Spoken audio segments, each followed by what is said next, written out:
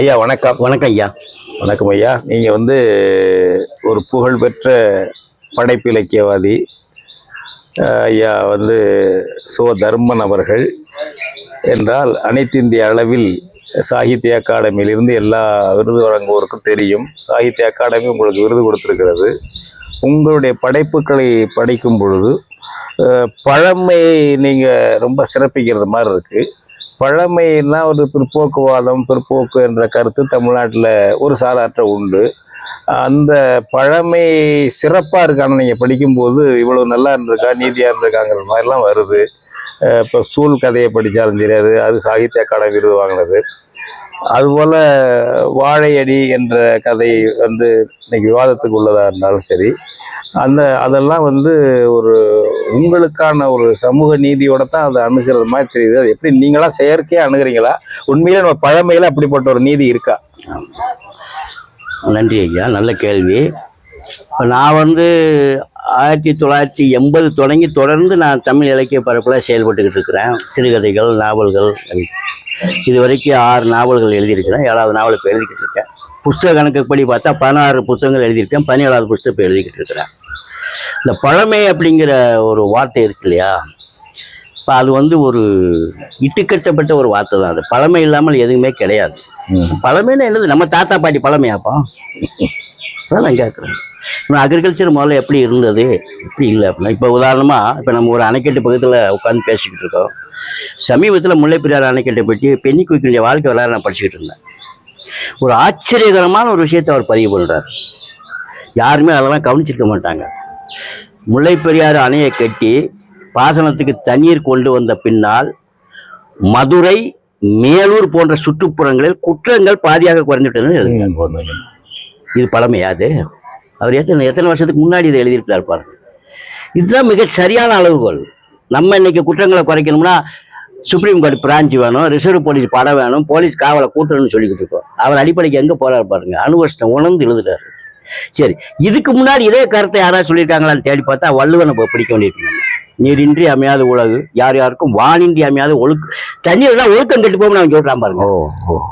எத்தனாயிரம் வருஷங்கள் அறிஞர்லாம் சொல்றபடி எப்படி 2000 வருஷத்துக்கு முன்னாடி இருக்கும் இல்லையா? அவன் சொல்றான், நீரின்றி அமையாத உலகு, யார் யாருக்கும் வானின்றி அமையாத ஒழுக்கு, மழை இல்லைன்னா ஒழுக்கம் கெட்டு போக முடியாங்க. எனக்கே இது கொஞ்சம் ஆச்சரியமா, வள்ளுவன் இப்படி சொல்றாரு ஒரு இடத்துல, மலைக்கும் ஒழுக்கத்துக்கு என்ன சம்பந்தம் அப்படின்னு பார்த்தா, எங்க கிராமங்கள்ல இப்படி சாவடிகள்ல, மரங்கள்ல, மரத்துக்கடியில் ஒரு 5-6 சம்சாரி உட்காந்துக்கிடுவாங்க. எங்களுக்கு வானம் பார்த்த பூமி, மழை வெஞ்சாத்தான் எங்களுக்கு வாழ்க்கை.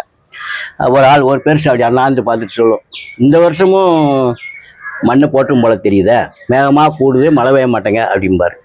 அதுக்கு ஒரு பதில் சொல்லுவார், இந்த வருஷம் தலையில் மண்ணை போட்டோம்னா என்ன செய்ய முடியாதுக்கா, நம்ம மண்ணை வதிக்க முடியும், எங்கேயாவது கொள்ளையடிக்க போயிட முடியுதா? வள்ளுவனி சார்ஜ் யார் வரா பாரு. அவன் சொல்றான், கிராமம், அவனுக்கு திருக்குறள் தெரியாது, ஒன்றும் தெரியாது. அப்புறம் என்ன செய்ய முடியும்? அதுக்கா மண்ணை வதிக்க முடியும், மழையிலன்னா கொள்ளையடிக்க போயிட வேண்டியதான் எங்கேயாவது. கரெக்டாக இருக்காப்பா. நான் இந்த மாதிரியான விஷயங்களை போல இங்கே எதிர் பண்ணுறேன். அவங்களோட நான் வாழ்ந்துக்கிட்டு இருக்கேன், விவசாயிகளோட வாழ்ந்து. நானும் ஒரு விவசாயி. இப்போ இந்த சூழ்நாவில் முக்கியமான பிரதானம் தண்ணீர் பிரச்சனை தான். ஆமாம், அதான் நான் பிரதானப்படுத்துகிறேன். இல்லை, இப்போ ஒரு இது இருக்குங்கய்யா. இப்போ நீங்கள் ஒரு இடதுசாரி பார்வை உள்ளவங்களா இலக்கியத்தில், இல்லை வலதுசாரி பார்வை உள்ளவங்களா, இல்லை ஒரு நடுசாரி பார்வையா? இதை எப்படி நாங்கள் எடுத்துக்கிறது? நான் ஒரு சாரி பார்வையும் கிடையாது. யதார்த்தம் எந்த சாரிகள் நிற்கும் அதுதான்.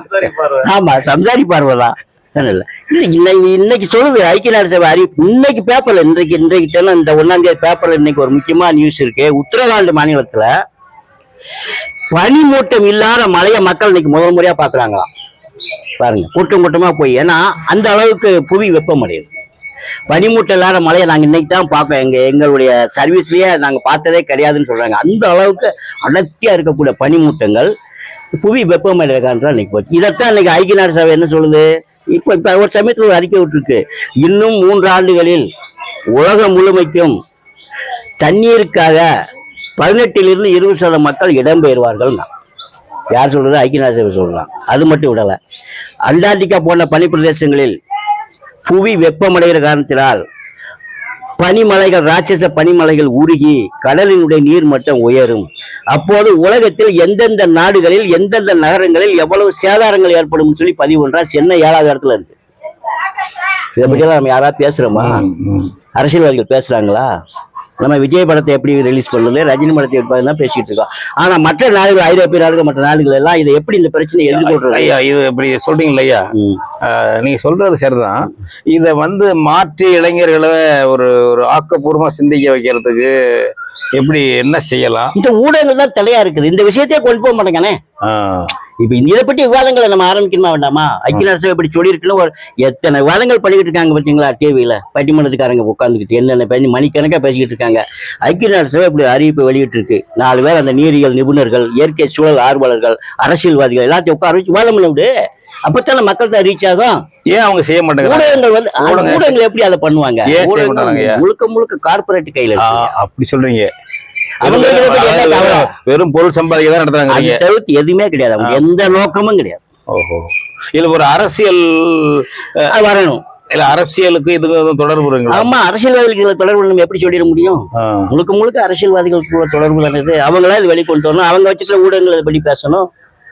யார் எந்த அறிஞர்கள் அவங்க பயன்படுத்துறாங்க, எந்த சிந்தனையாளர்கள், எந்த ஆராய்ச்சியாளர்கள் அவங்க டிவிக்கு கொண்டு போறாங்க? அரசியலே ஒரு வணிகமயமாய் விட்டதுன்னு கருதலாமா? ஆமா, வணிகமயம் தான் அரசியல், அரசியல் தான் வணிகமயம். அப்படி ஆகி போச்சு. அப்புறம் என்ன பண்ண முடியும்? இதெல்லாம் நம்ம யாருக்கு போய் எதிர்பார்க்க முடியும்? சரி, அடுத்தது ஒரே ஒரு இதுங்க. இப்போ அந்த ஒரு சிறந்த படைப்பு இலக்கியவாதிகள் தமிழ்ல தென் தமிழ்நாட்டில் அதிகமாக இருக்கிறது போல் தெரியுது எனக்கு. புதுமை பித்தனா இருக்கட்டும், கீராவா இருக்கட்டும், இப்போ ஐயா நீங்கள் ஜெயபிரகாஷ் ஐயா நீங்கள் இருக்கீங்க. அது மாதிரி தோமுசி ரகுநாதன், இப்படி நம்ம தீக்காசி, அதாவது படைப்பிலக்கியமும் திறனாய்வும் கலந்துக்கலாம், இலக்கிய திறனாய்வு. இப்படி எல்லாம் பார்த்தீங்கன்னா ஒப்பீட்டு அளவில் தென் தமிழ்நாட்டில் அதிகமாக இருக்கு. அதுக்கு என்ன காரணம் ஐயா? அதுக்கு இது எல்லாருமே கேட்கக்கூடிய கேள்விதான். என்ன காரணம் அப்படின்னு பார்க்கும்போது நான் அதுக்கு நிறைய இடங்களை பதில் சொல்லியிருக்கேன். இப்போ நாங்களாம் ஒரு நல்ல எழுத்தாளர்கள். ஆனா ஒரு எழுத்தாளரே உருவாக்குற எழுத்தாளர் கிடையாது. நான் இன்னொரு எழுத்தாளரை, ஒரு படைப்பாளியை உருவாக்குற எழுத்தாளர்கள் அது நான் கிடையாது. என்னால முடியல. ஆனா அந்த வேலையா தென் மாவட்டங்களை 3 பேர் மிக சிறப்பா செய்தாங்க. ஒண்ணு சுந்தர் ராமசாமி. ஆமா, நீங்க அவங்க வீட்டுக்கு யாருனாலும் எப்பனாலும் போகலாம். சரி சரி சரி. உரிய மரியாதை கிடைக்கும். நீங்க 2 திருக்குறளை மட்டும் படிச்சுட்டு போனா அவர் அதுக்கு தக்கன உங்களை பேசுவார். நீங்க உலக இலக்கியத்தை பூரா கரைச்சு குடிச்சிட்டு போனீங்கன்னா அதுக்கு தக்கன அவர் பேசுவார். சாப்பாடு கொடுப்பாங்க, மரியாதை கிடைக்கும். அதே மாதிரி திருநெல்வேலியில தீகா சிவசங்கரன், வண்ணதாசனுடைய அப்பா, எப்பனாலும் போலாம் அவர் வீட்டுக்கு. தனியா தான் இருப்பார் ரூம்ல. நீங்க போகும்போது உள்ள ஆளா இருக்காது, வெளியே வரும்போது வேற ஆளா வருவீங்க. அவருடைய பேச்சுக்கள், அவருடைய அவ்வளவு அற்புதமா பேசி இளைஞர்களுக்கு மதிப்பு கொடுத்து பதிய வச்சு சில புத்தகங்கள் கொடுத்து சில புத்தகங்களை அடையாளம் காட்டி அனுப்புவார். அதே மாதிரி எங்களுக்கு கிடைச்ச பெரிய ஒரு வரம் ராஜநாதன். 76 காலகட்டங்கள்ல எல்லாம் எங்களுக்கு யாருக்கு வேலை இல்லை. கோயில்பேட்டை படிச்சுட்டு எல்லாம் சும்மா அலையிறவங்க. சைக்கிள் மட்டும்தான், செல்போன் எல்லாம் கிடையாது. ஆளுக்கு சைக்கிள் 2 பேர் 3 பேர் உட்காந்துட்டு இடைச்சவளுக்கு சைக்கிளே போயிடும். பக்கம் தான், 10 கிலோமீட்டர் தான். அவர் இருந்தாலும் சரி இல்லைனாலும் சரி, அந்த கணவதி அம்மா எங்களுக்கு போனோன்னு எல்லாத்துக்கும் மோர் கொடுப்பாங்க. வீட்டில் கம்மங்கஞ்சி சோளக்கஞ்சி இருக்கும், எங்களுக்கு கிடைக்கும். எங்களுக்கு கையில் 5 பைசா இருக்காது. எல்லாரும் அண்ணன் பிள்ளாரு பூரா படிச்சுட்டு வேலையெல்லாம் மலையிறோம், இளைஞர்கள் தான். சாயங்காலம் வரைக்கும் அவர் கூட பேசிக்கிட்டு இருப்போம். இப்படித்தான் உட்காந்துருப்பாரு, நாங்களாம் இப்படித்தான் உட்காந்துருப்போம். சாயங்காலம் வரைக்கும் பேசுவோம். போகும்போது ஆளுக்கு 2 புஸ்தகம் கொடுத்து விடுவாரு. ரோட்டு வரைக்கும் வந்து வழி அனுப்பி வைப்பாரு. மரியாதையா நடக்கும். வாங்க போங்கன்னு தான் பேசுவார் எங்களை எல்லாத்தையுமே. அவர்கிட்ட ஒரு இயற்கையான அந்த குணம், அந்த அம்மாட்டையும் அதே மாதிரி ஒரு குணம். அவ்வளவு ஒரு அற்புதமான ஒரு மனுஷன். அப்புறம் நாங்க எங்கேயாவது ஒரு வரி கவிதை எழுதி அங்க பத்திரிகையில பார்த்தாருன்னா போன் கிடையாது, உடனே கடிதம் வந்துடும் எங்களுக்கு. இந்த மாதிரி படிச்சா ரொம்ப பிரமாதமா இருக்கு கதை, அவருக்கு ஈக்குவலா இருக்கு, இவருக்கு ஈக்குவலா இருக்கு புகழ்வார். புகழ்ந்துட்டு கடைசியில் ஒண்ணு சொல்லுவாரு, தர்மன் அந்த இடத்துல இப்படி சொல்லிக்க இல்ல, அதை இப்படி யோசிச்சு பாருங்க, இன்னும் கொஞ்சம் நல்லா இருக்கா இல்லையா, அப்படி தட்டி கொடுப்பாரு. அருமையான விமர்சனம். நல்லா இல்லைன்னு சொல்லவே மாட்டாரு. அந்த இடத்துல நீங்க இப்படி எழுதியிருக்கீங்க, நல்லாத்தான் இருக்கு, அது இப்படி யோசிச்சு பாருங்க, இன்னும் கொஞ்சம் நல்லா இருக்கோ இல்லையோ அப்படி சொல்லுவாங்க. கூட ரொம்ப எல்லாருமே புகழ்ந்துட்டே இருக்காரு, அது ஒரு பெரிய விஷயம் அது எல்லாத்துக்கும். இப்ப உள்ள இப்ப என்ன மாதிரி ஆளுங்க வந்தான்னு வைங்க, ஒரு இளைஞன் வாரான், ஒரு ஐயா நான் ஒரு கவிதை எழுதியிருக்கேன் படிங்க அப்படின்னா, நான் இப்படி பார்க்கறது அப்படியா, முருகாமி படிச்சிருக்கியாப்பா, மௌனி டாஸ்டாய் போர்க்கே எதுவும் இதெல்லாம் படிச்சுட்டு எழுதுறீங்க, என்ன எழுதுவேன்னா அவன் என்ன செய்வான் பாவம், பேசாம எழுதவே விட்டுருவான். அதை வாங்கி படிச்சு அதுல எந்த ஒரு வரி நல்லா இருக்கு நல்லா இல்லை அவனுக்கு ஒரு கிளாஸ் எடுக்கக்கூடிய பக்குவம் இன்னைக்குள்ள இளைஞர்கள் வந்து சுமந்துட்டு அலையிற அவ்வளவு நம்ம என்ன பண்ண முடியும். ஒரு கதை நல்ல கதை வந்துட்டா கீராட்டு வந்து எப்படி கடிதம் வரும் தெரியுமா? கரிசல் இலக்கியத்தில் உங்களுக்கான நாற்காலியை போட்டாச்சு, நீங்க ஜம்மு நேரே உட்கார்ந்து கொள்ளலாம், இனிமேல் நாங்களாம் பேனா பிடிக்கிறதுனால யோசிச்சுட்டாலும் பேனா பிடிக்க வேண்டும், இப்படி எல்லாம் எழுதுவாருங்க. அந்த இது யாருக்குமே இருக்காது. முதல்ல ஒரு ரைட்டரை அங்கீகரிச்சு இன்னொரு ரைட்டரை உருவாக்குறதுங்கிறது சாதாரண விஷயம் இல்லை. இப்ப நான் என் வீட்டுல எனக்கு ஆசை இருக்கு, என் வீட்டுக்காரிக்கு ஆசை இருக்கணும், என் பிள்ளைக்கு ஆசை இருக்கணும். நான் இல்ல வீட்டுக்கு நீங்க தேடி வரீங்க, வாசல் நின்றுக்கிட்டு அவர் இல்லைங்க ஊருக்கு போயிட்டாரு, வரதுக்கு ஒரு வாரம் ஆகும்னா அடுத்து என்ன ஆகும்? இப்படித்தானே எல்லாரும் இருக்கோம் இன்னைக்கு. இதுதான் நிலைமை இன்னைக்கு. அதனால தென் மாவட்டங்கள்லயே நிறைய படிப்பாளி உருவாதுக்கான ஒரு வாய்ப்பு இருந்துச்சு. அது போல எங்களுக்கு பழைய படைப்பாளிகள் புதிய படைப்பாளிகளை உருவாக்குறதுக்கு தவறு ஒரு ஊக்கமா எங்களுக்கு அந்த வாய்ப்பு 3 பேருமே தென் மாவட்டத்துக்காரங்க கொடுத்தாங்க. நல்ல ஒரு எழுத்தாளர் உருவாக்குறதுக்கும் ஒரு ஆரோக்கியமான மனநிலையில உரையாடுவதற்கும் எங்களுக்கு ஒரு கிடைச்ச ஒரு பாக்கியம். அது ஒரு காரணம். ஒட்டு மொத்தமா ஐயா இப்ப அதுல நான் ஒரே ஒரு கேட்டு நான் முடிச்சுக்குவோம். இப்ப அந்த ரியலிசம் சர் ரியலிசம் அதெல்லாம் சோசியலிசம் அதெல்லாம் பேசினாங்க இல்லையா, இப்ப எப்படி இருக்கு அதெல்லாம்? அது முதல்ல இந்த கதை எழுதுறதுல ரியலிசம், அப்புறம் மேஜிக்கல் ரியலிசம், சர் ரியலிசம், அப்புறம் சரியலிசம், எக்ஸலினிசம், existentialism, cubism, modernism, post modernism, நிறைய இருக்கு இசங்கள். இப்ப நான் எழுதுற கதையெல்லாம் இத்தனை இருக்குங்க, எனக்கு ஒரு இசமும் தெரியும். எல்லாரும் பேசும்போது அப்படிலாம் சொல்லுவாங்க, எனக்கு ஒரு இசமும் உண்மையிலே தெரியாது, சத்தியமாவே எனக்கு தெரியாது. நான் மக்களை வச்சு எழுதிக்கிட்டு இருக்கேன். நான் அதுல எந்த தேசம்லாம் இருந்தாலும் அதுக்கு நமக்கு தெரியாது. அவ்வளவுதான் என்னுடைய லைஃப் எக்ஸ்பீரியன்ஸை நான் அனுபவிச்சு அது மக்களோட வாழ்க்கையிலேருந்து நான் வாய்மொழி மூலமாகவும் நிறைய கேட்டு நான் எழுதுறேன். இந்த வாய்மொழி வந்து மித்துன்னு சொல்லுவோம் இல்லையா? இப்ப நூற்றாண்டு தனிமை மார்க்கோஸ் எழுதுனது வந்து சின்ன சின்ன கதைகளா இருக்கும். அது மாதிரி சூழல நீங்க உள்ள போனீங்கன்னா நூற்றுக்கணக்கான கிளை கதைகள் வரும். மகாபாரத்துல மாதிரி வரும். மகாபாரத்துல நீங்க படிச்சீங்கன்னா கிளைக்கதைகள் தான் நல்லாவே இருக்கும், மெயின் கதை விட நல்லாவே இருக்கும். ராமாயணத்துல அது மாதிரிதான். அது மாதிரி அந்த பாமத்தை நான் சூழ் கதைக்கு நான் பயன்படுத்தினேன். இப்போ தாமிரவர்ணியை பற்றி காவிரியை பற்றி எழுதினாலும் தாமிரவர்ணியை பற்றி யாரும் எழுதலைன்னு நான் ஒரு பெரிய குற்றச்சாட்டை வைக்கிறேன். இப்போ என்னுடைய கோபால் தேசன் நாவல்ல தாமிரவர்ணியை பற்றி 10 மித்துக்களை மட்டும் எடுத்து வச்சிருக்கேன். அதாவது தாமிரவர்ணியை பற்றி வழங்கக்கூடிய மித்துக்கள். இப்ப எல்லாரும் படிச்சுட்டு ஆச்சரியப்படுறாங்க, இப்படியெல்லாம் இங்க கதை இருக்கா அப்படின்னு சொல்லிட்டு. அது பழங்குடியின மக்கள்கிட்ட இருக்குது. அவங்ககிட்ட அதுல ஒரு மித்தை நான் இப்ப சொல்றேன். தாமிரவர்ணி இதுக்கு முன்னாடி 6 மாதம் ஓடி இருக்கு, 6 மாதம் வறட்சியா கிடந்திருக்குன்னு சொல்றான். வட்டாத ஜீவநதி கிடையாது அப்படின்னு. சரி, வட்டாத ஜீவநதியா எப்படி மாறுச்சு அப்படிங்கிறது ஒரு மித்து வச்சிருக்காங்க.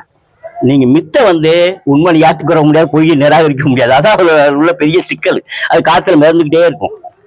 2 பேரு பொதியமலை உச்சியில ஆடு மேய்க்க போனாங்களாம். ஆடு அப்ப ஆடு மேய்ச்சிட்டு இருக்கும்போது ஒரு ஆடு வந்து கீழே பள்ளத்துல தவறி விழுந்து கால் ஒடுங்கி போச்சு. அதை நடத்தி கொண்டு வர முடியல, தூக்கி சுமந்துட்டு வர முடியாது. அப்ப என்ன செய்யணும்னு சொல்லி அங்குள்ள ஒரு பாறையில அதை அறுத்து கறியாக்கி பகிர்ந்து கொண்டு வந்துட்டாங்களாம். அந்த பாறைக்கு தான் தினம் சப்தகன்னிகள் வந்து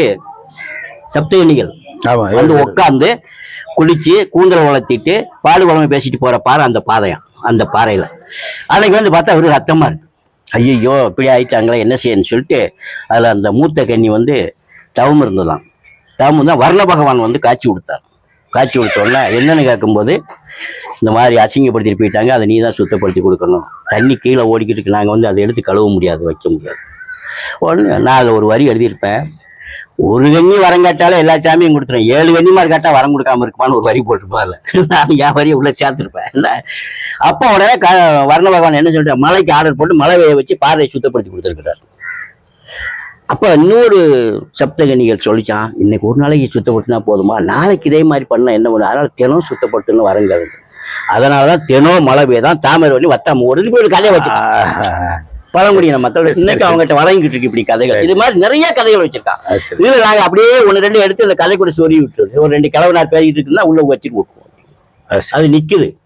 அந்த அந்த மித்துக்கள் வந்து நம்ம மித்துக்களை வந்து அதான் நான் திரும்ப திரும்ப சொல்றது, அது நிராகரிக்கவே முடியாது. நீங்க இல்ல இப்ப மாடர்னிசம் பேசுறவங்களே இதுக்கு வந்து மேஜிக்கல் ரியலிசம் தான் வந்து நிக்கிறாங்க. மாய யதார்த்தவாதம், மாய யதார்த்தவாதம். இறுதியா நிறைவாக நம்ம இளம் படைப்பாளிகளுக்கு, எழுத்தாளர் மட்டும் இல்ல கலைத்துறையில எல்லாருக்கும், தமிழ் பிள்ளைகளுக்கு, இளம் படைப்பாளிகளுக்கு உங்களுடைய அறிவுரை, வழிகாட்டுரை? முதல்ல நம்ம ஒரு படைப்பாளி ஆகணும்னு நினைச்சானா வாசிப்பு தான் முக்கியம்.